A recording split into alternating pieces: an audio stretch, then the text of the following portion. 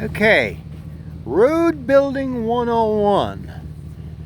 This is what you do not want to do to a road that had nothing but a little bit of washboard in it, and it was like concrete. And these Dinglehoffers, they shut the road down for 2 days, Tuesday and Wednesday, and these meatheads, they had two big John Deere graders in here. Now, this is DCNR, this is a state. And I don't know, I just don't, wait till you see this. I don't know what possessed them to do this with a forecast of 6 inches of rain. They had those scarifiers, those big rippers on the front of the John Deere, wherever it was washboard, and it was washboard and a few little potholes, but it was good. It would have been fine till next summer if they couldn't get a dry spell. Look at this. And it's still, oh my God, what a mess.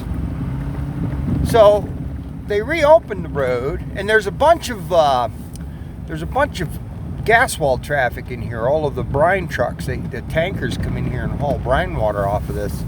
You know, they're making, the one guy told me I think he said they do 5 load a day out of here. That BMO, whatever they, water, they call them water bottles, but they take brine water off the wells and have it treated. But anyway, those guys have got to roll. They came up, there's Diversified or whoever it is up in here. I think they come up and shut all their wells in for 2 days because they told us to stay off the road and they were going to fix it.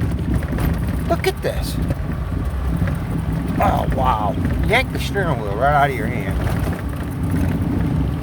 I just can't believe they did that. I mean, the worst thing you can do is break that seal on that road. And they had them tongs on them scarifiers down like, I don't know, 8-10 inches. I don't get it. And then it literally rained, guys. I mean, it rained 6 inches in the last 3 days or something, 2.5 days. My skid road's in better condition than this. And this road was nice. And this road was all like right now, or actually better. And they just tore the crap off of it. I don't know how the hell they're going to fix it by winter. But I hope I don't get the blame for it. But there's like a couple, 2 or 3 other logging companies bonded back in here. And then this gas well traffic.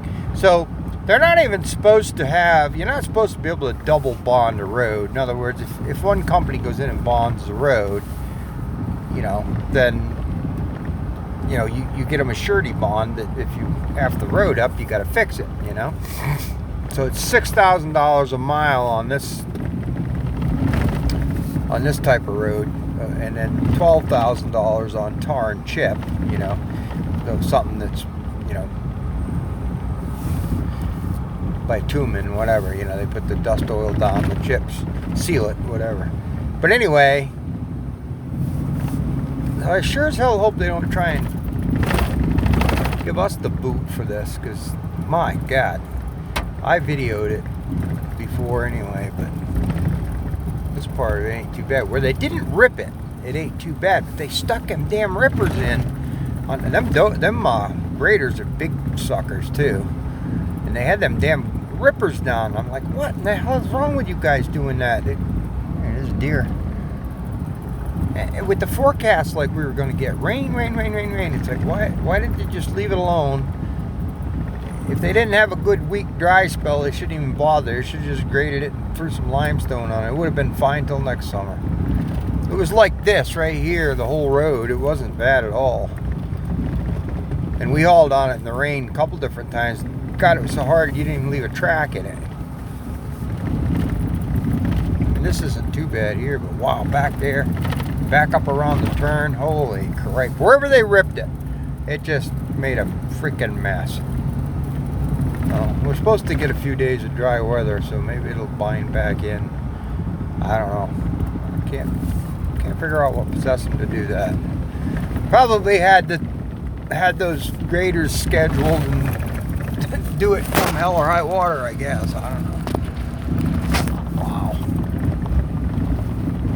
Well, I figured it'd make a interesting conversation video, and plus I don't mind having it on video, so if they blame me for it, I don't,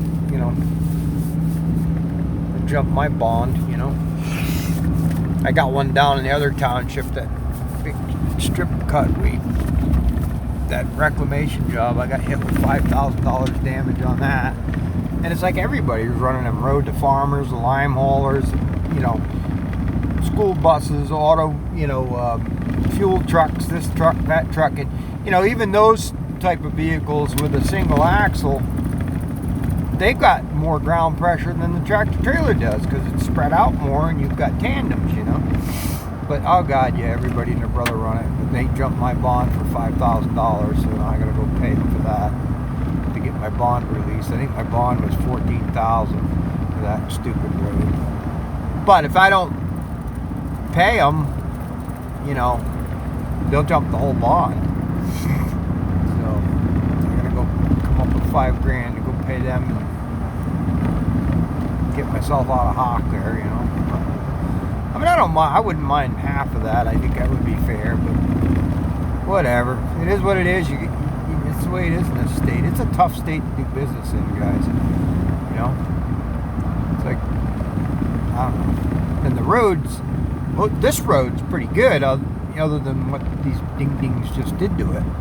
But I mean, certain areas down here, it's just deep clay, and you know, they really didn't have any good road. It just sprinkle some gravel on it and then seal it. You know, it's like it's mush underneath. So they put 10-ton load limits on everything.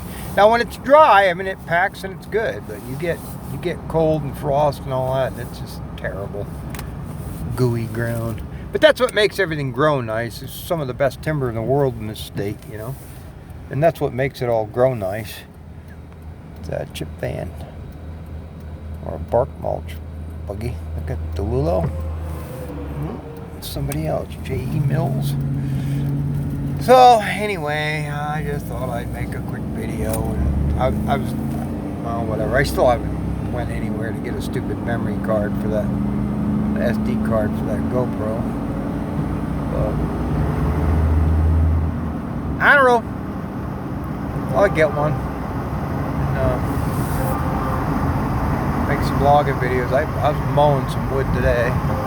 Had a guy come out and watch this machine, and he might be interested in buying a Timco. So I got it for sale. I hate to sell it, but I don't need to. I need to pay bills, so I can get myself out of debt.